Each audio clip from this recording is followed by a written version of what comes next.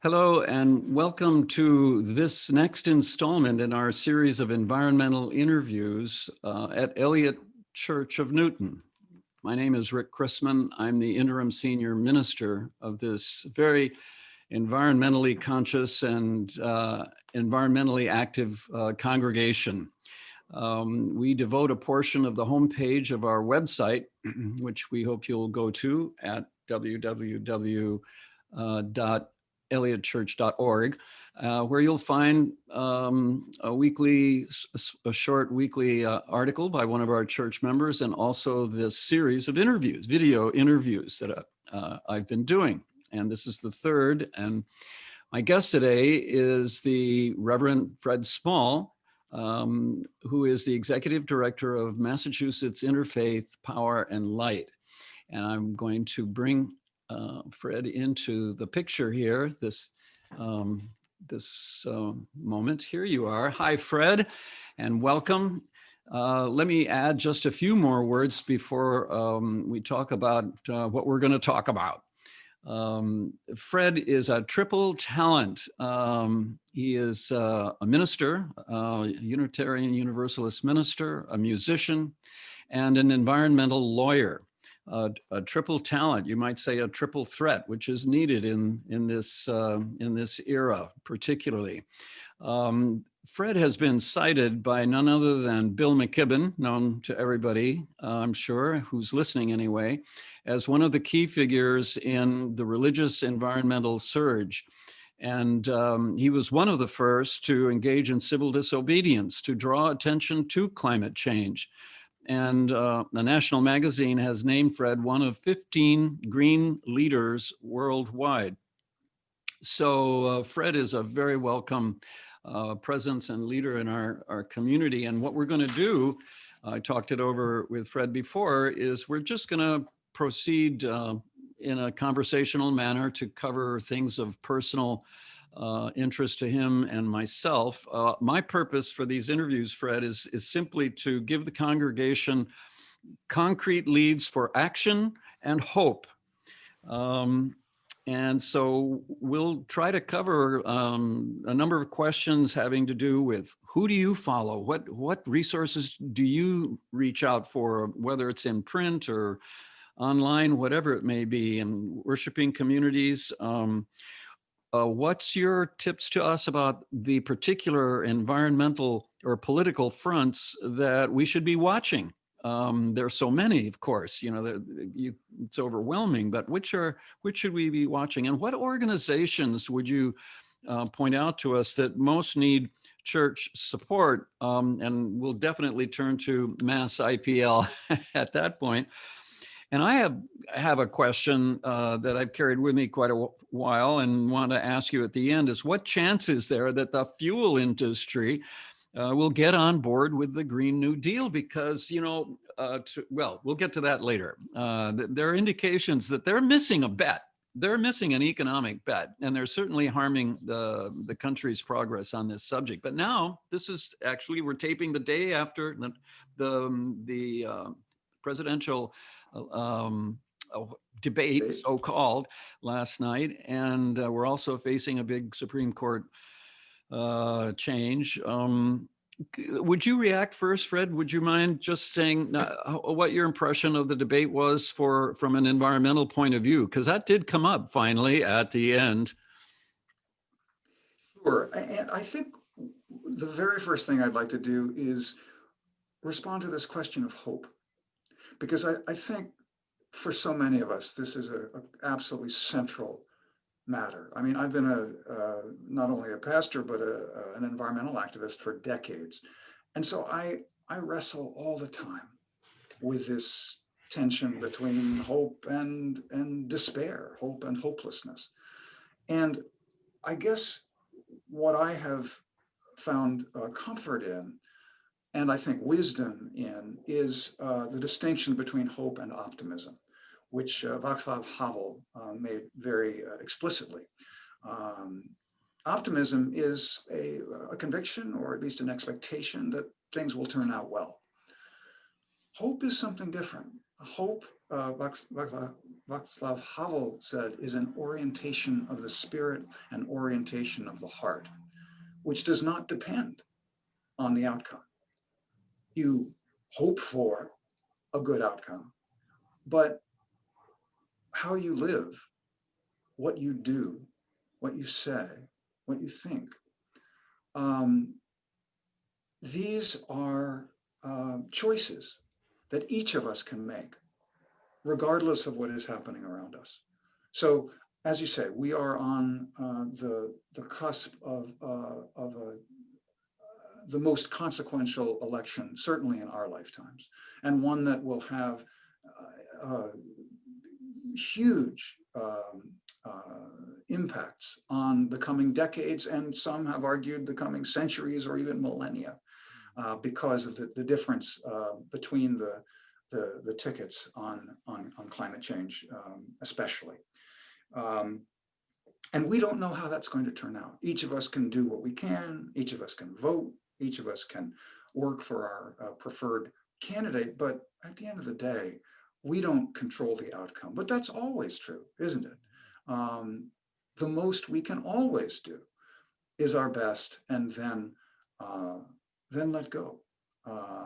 As in the Christian and the 12-step tradition, let go and let God. And in the Taoist tradition, the Tao Te Ching, do your work, then step back.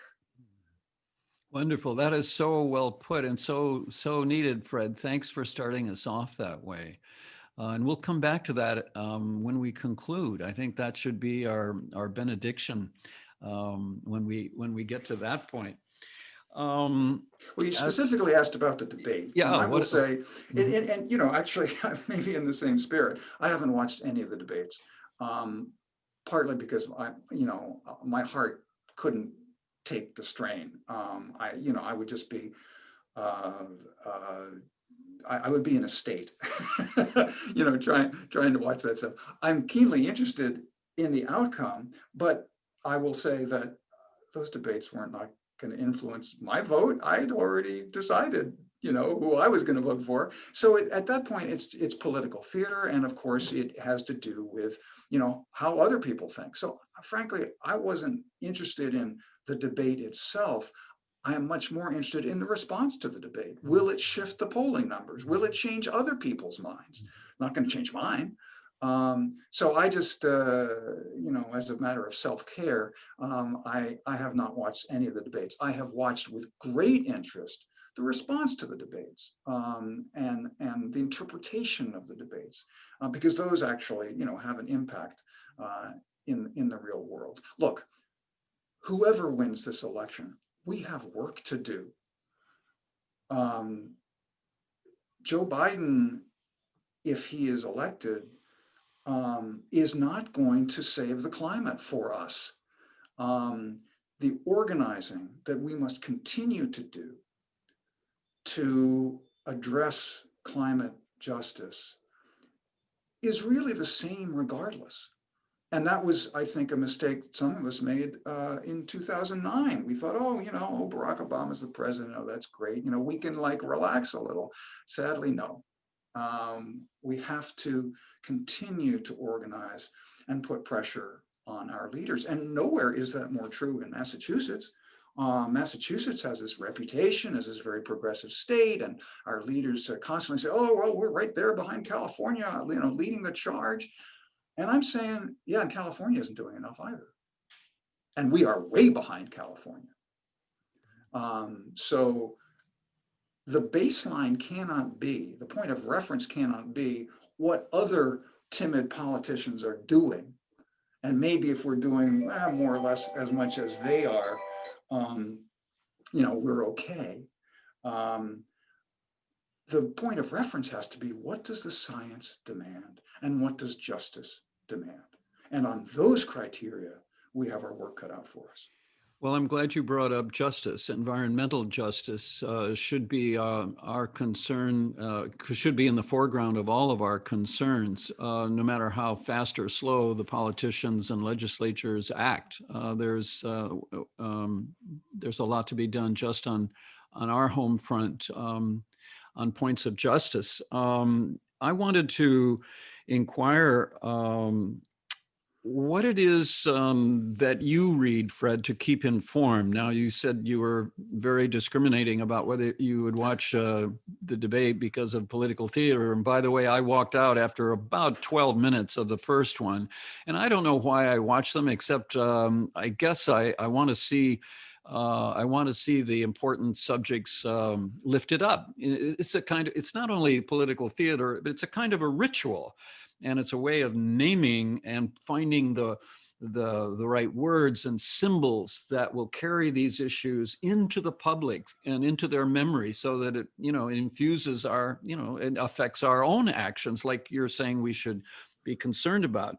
But be that as it may, what about your diet of what keeps you informed?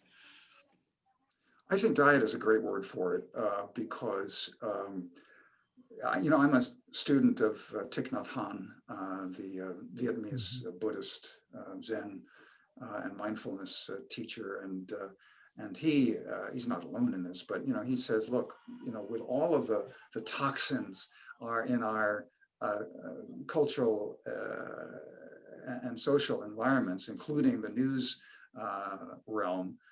We have to be discriminating. We have to take care of ourselves. We can't just, open the floodgates and let it all, inundate us.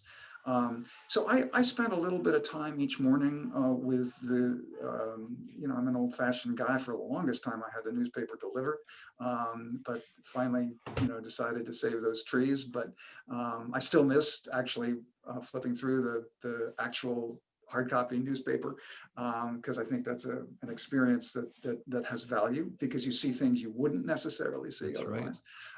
But I have let that go, and now I look at the Boston Globe for state and local news. I look at the New York Times and the Washington Post for national news and commentary. For environmental news, Grist is an excellent online source. Tell me about that. I'm not aware of it. Grist, Grist, like grist for the mill. Grist for the mill. I don't recall if it's .org or .com, but they are and have been for decades an outstanding source of environmental news.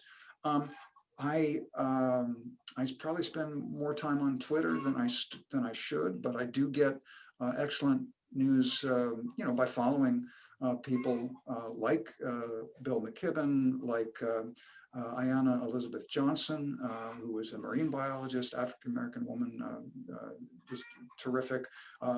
Mary Anais Heglar, Heglar, Black environmental justice essayist, also terrific. McKibben, of course, got his start as a journalist. He is, believe me, a reluctant activist. If he could have just kept, writing books and long New Yorker think pieces, I'm sure he would have been much happier. But he felt a vocation once he had, he knew too much, like many of us. Once he had written The End of Nature, published in 1989, he thought, okay, I've done my job, I can move on to other subjects. And he did for a while. But then he kept waiting for the politicians to do what the science demanded, and they weren't. So he finally, just sighed a deep, tragic sigh and said, well, I guess I've got to lead this damn movement. He founded 350.org. But he continues to be a terrific chronicler of our times.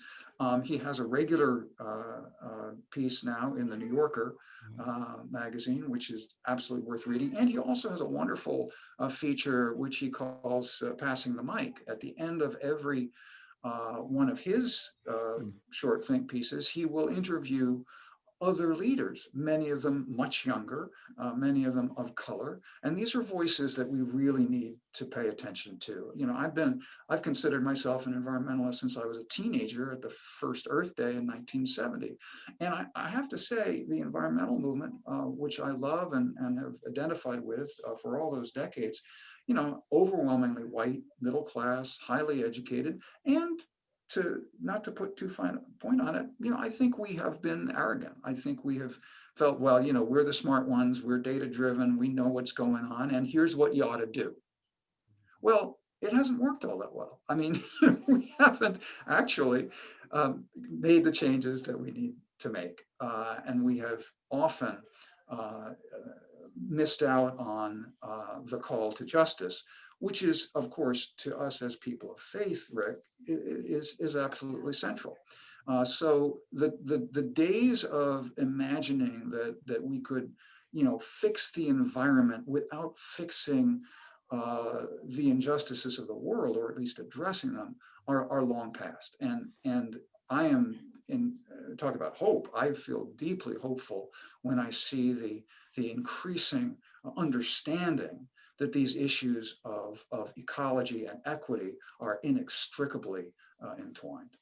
Sure, and I didn't want to lose the point, though, that you look at Twitter, and I don't myself personally, because I don't have it, but I know that it can be a very quick source, a quick infusion of what's hot now, and it gives you an idea of the direction of currents that are going on. I take it that's how it works for you. Well, there's a wonderful and cautionary expression which has gained currency lately called doom scrolling. And the idea is that you go on Twitter or Facebook and you just go from one catastrophe to another, and it has a kind of narcotic effect. And there is in fact a lot of doom out there, and we cannot immerse ourselves so exclusively in it that we forget about hope. So it's a dangerous environment. But of course, now I'm executive director of a Massachusetts nonprofit. I really need to be on Twitter because we need to have a Twitter profile. And for any of your congregation or other folks listening who do go to Twitter, Mass IPL is MASS_IPL. That's our Twitter handle. And my own personal is Rev Fred Small. And we also have a Facebook page for Massachusetts Interfaith Power and Light. So if you wade into those murky waters, that's where you'll find us. Let's expand it just a little more. We're already practically underwater with the amount of resources that are out there, but I'm very curious about a connection or relation to the Native American population generally, since Eliot Church is related to it through history. Our namesake, John Eliot, was the evangelist to the Native Americans in this area. And that led to all kinds of problematic history. But is there a literature or an online resource that comes from the Native American community on this particular issue?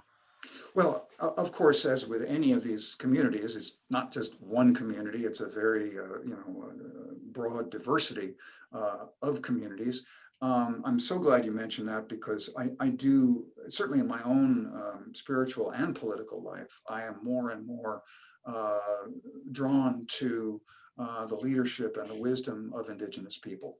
I was just, one of my favorite, very influential authors for me has been Aldo Leopold.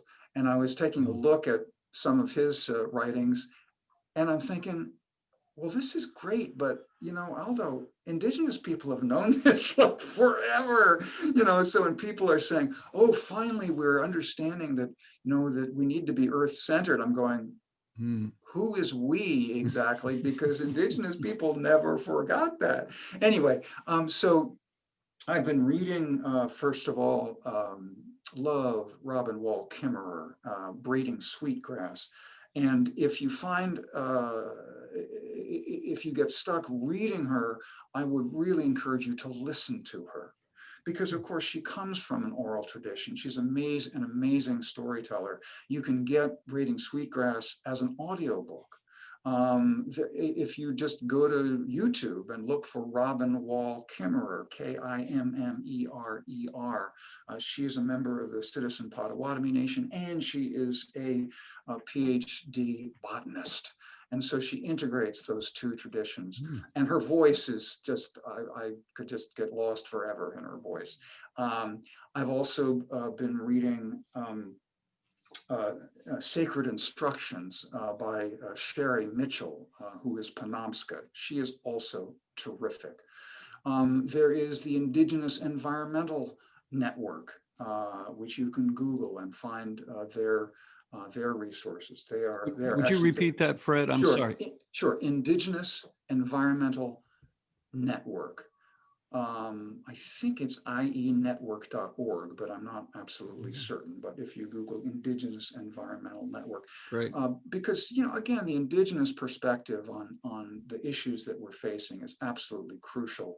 I was privileged to go out to Standing Rock in 2016 with other faith leaders, and it was transformative. It was life-changing. Because I knew about the history of genocide and all these terrible things, but to actually be present where Indigenous spiritual leaders were in charge, were inviting me in as a guest, I felt deeply honored and humbled. And, in the best sense, it put me in my place. Yeah. Wow. Did you go out as a private citizen, an individual, or representing a congregation? By 2016, I had left parish ministry. I was, I think by that time I was serving as a community minister for Arlington Street Church, as their minister for climate justice. But really, I went out because the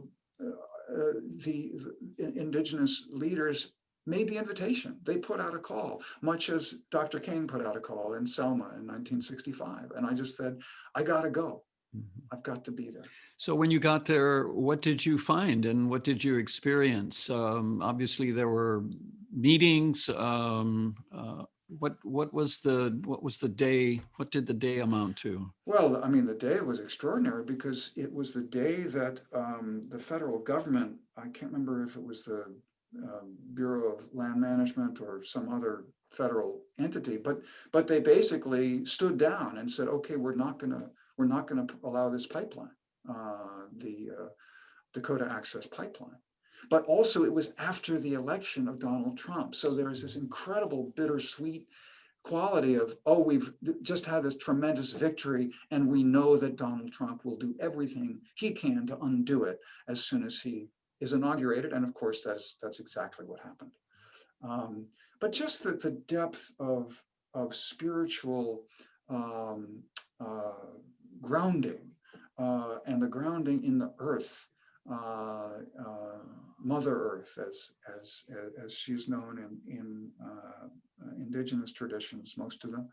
I'm the last person to speak as an authority on them. I'm not by any means, but to be there and simply to surrender my leadership as a highly educated white middle class person, ordained minister, Unitarian Universalist, and just be present to the leadership of these very wise Indigenous elders was, as I say, it was a great privilege to be there. Well, since you brought up the Standing Rock event and the focus then on the pipeline, that's just one of, I don't know how many you want to count, a dozen flashpoints in our environmental world in this continent alone. I mean, the natural disasters, if you will, the fires in California, the hurricane season, the condition of the shrinking wilderness, carbon emissions, clean air, clean water. By the way, in the debate last night, Trump touted the fact that he's given us the cleanest air and the cleanest water. Of course, having just, I don't know, a couple of years ago, reduced or eliminated the emission standards for automobile manufacturing. Then there's the EPA and what's happening to it. I mean, what political front should we be watching this year? I would say. I know daily it might change, but what is the center of gravity of this whole environmental crisis? Well, first, when you were describing President Trump's claims on the environmental front, it reminded me of the great Groucho Marx line, "Who are you going to believe, me or your own eyes?" So in terms of the political front today, as I said, what I find most exciting is the coming together of movements for environment and justice, and the understanding that they are one. So those are the issues and the coalitions that interest me most. I think in our immediate circumstance, the pandemic is wreaking such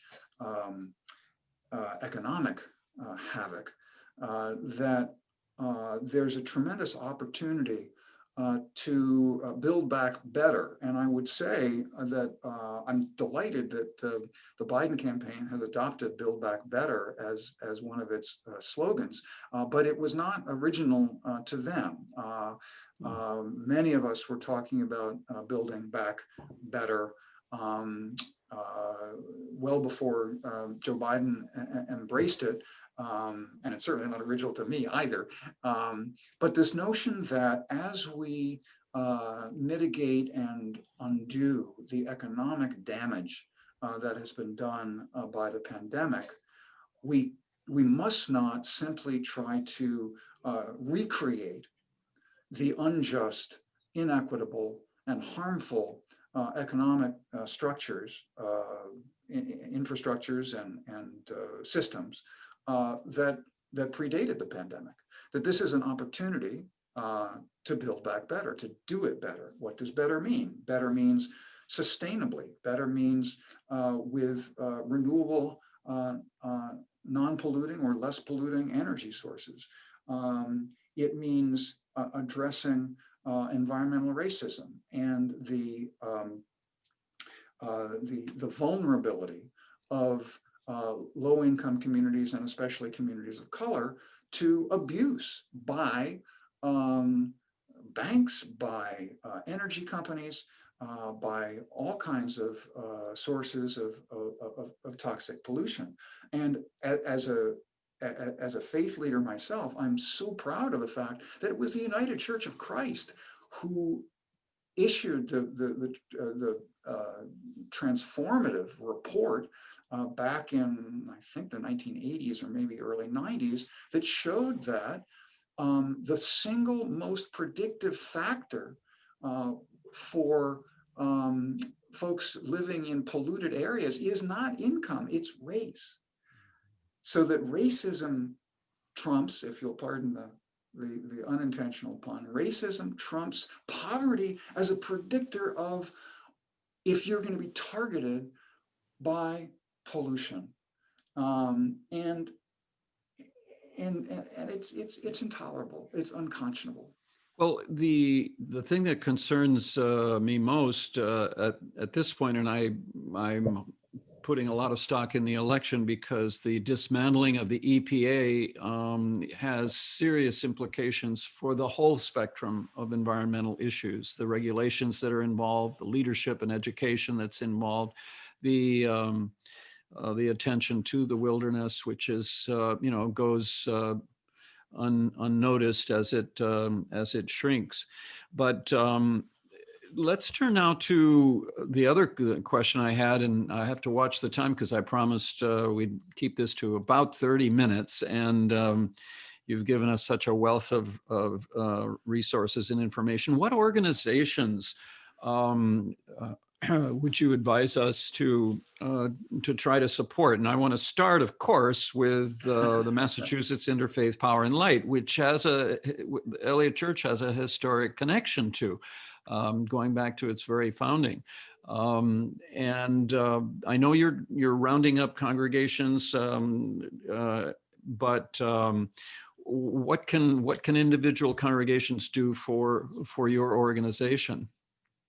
Well, thank you for starting with Massachusetts Interfaith Power and Light, because I certainly would have pivoted there had you not. Can't blame me. I am the executive director. So first of all, check us out, massipl.org, massipl.org. Take a look at what we're up to. We can use your financial support. We can use your active volunteer time. We can use both. For decades, as you know, Rick, Massachusetts Interfaith Power and Light has focused on providing consulting services really to congregations that wish to reduce their carbon footprint. And we continue to do that. That's sort of our bread and butter. Increasingly, we have begun to offer the same kinds of services around solar installations, helping congregations generate their own electricity from solar panels. But we also understand that is it's necessary, but it's not sufficient. That we have to have an impact in the public realm to make public policy that puts everybody on a level playing field. And for that, we need to move beyond the four walls of the church or the synagogue or the mosque into the public square, into the corridors of power at the Massachusetts State House here in the Commonwealth of Massachusetts. So we are beginning to organize what we're calling faith in action teams. Because, you know, so many people of faith, they care deeply about creation. And in fact, our national affiliate organization, Interfaith Power and Light, has just released some amazing survey polling results showing how strongly various denominations, various faith traditions feel about protecting creation and seeking environmental justice. But a lot of us don't know what to do. We don't know what bills are pending. We don't know who we should contact. We don't know what the talking points should be. And that's where I'm hopeful that Massachusetts Interfaith Power and Light can begin to provide some useful leadership and information and begin to apply pressure where it needs to be applied. Is there is there a place on your website on the homepage where a person can go and see what the status is of bill such and such in the State House? Not yet, not yet. Well, and that's a great suggestion. For that piece right now, I would suggest going to Mass Power Forward, which is a coalition of which my organization, Mass IPL, is a member. Mass Power Forward can be found at mapowerforward.com, mapowerforward.com, because they're very much on the ground in the State House, and of course these days I mean that virtually, but they are very much on top of things, and other organizations as well. 350 Mass is very good. Massachusetts Sierra Club is very good. We won't, I'm not trying to, I can't do their work for them. But what I want to do is see if we can invite into this movement people of faith who may in the past have said, well, I recycle, or, we got rid of styrofoam at coffee hour. What else can I do? And that was a sincere question. I'd like to be able to provide some actual answers to those questions, and would love to, have the support of your folks. Well, I've thought for a long time about the fact that the environmentalism was a movement in search of a religion, that it was practically a religion. And so it's maybe possible that the religious communities now can, provide that kind of support, which has been missing in the way back time, but it's increasing. Listen, we're going to have to wrap up here pretty soon. But let's return to where we started, Fred, which is with your distinction between hope and optimism, which I thought was just terrific. That optimism depended on, or it looks to an outcome, a beneficial outcome. Oh yes, there's quote unquote hope around the corner. Things will improve down the road. And hope is rooted in something much more profound and deep, which is being embedded in the life process and trusting the life process itself to carry us and the whole planet along. That would be my version of what hope means under these circumstances. But you were good to start us off in that way. Let me conclude by asking what you're going to do after the election. Well, I'll give you a personal answer to that. My birthday is November 6th. All right then. And I am hoping that the American people will give me a wonderful early birthday present on November 3rd. But regardless of what happens, Rick, we have to grieve our losses, which are vast, regardless of what happens November 3rd. Yeah. We have to grieve our losses. We have to feel what we need to feel.